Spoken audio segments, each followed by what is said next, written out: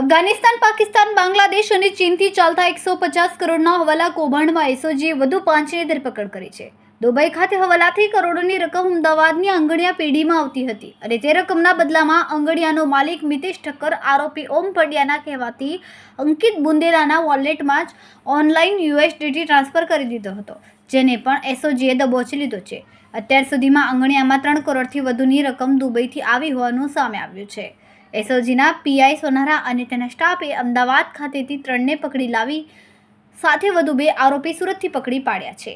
વધુમાં સ્ટાફે જણાવ્યું કે અમદાવાદ સેટેલાઇટ વિસ્તારમાં મિતેશ ઠક્કર એચએમ આંગણિયા પેઢી છે. તારીખ 15/10/2024ના રોજ અઠવા પોસ્ટેની હદમાં એક મકબૂલ ડૉક્ટર અને એના ફેમિલી મેમ્બર્સ તથા અન્ય લોકો હવાલાનો એક કૌભાંડ ચલાવતા હતા.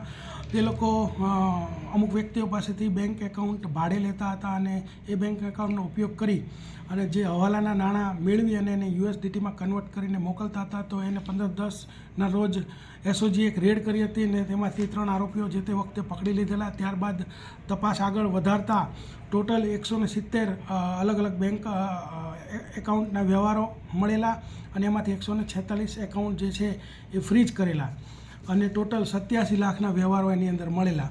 તો જે તે વખતે મકબૂલ ડૉક્ટરને એ લોકોની પૂછપરછ કરતાં આગળ એ જાણવા મળ્યું હતું કે ઓમ પંડ્યા જે વ્યક્તિ છે, મહેશ દેસાઈ છે કે જે દુબઈ રહે છે, એનો માણસ છે ને એ આનો આખો જે વ્યવહાર છે એ કરે છે. તો ઓમ પંડ્યાને ગત રોજ એરેસ્ટ કરેલો. ત્યારબાદ ખબર પડેલી કે એની સાથે બીજા 3 વ્યક્તિ જોડાયેલા છે. એક અલી મહેંદી અને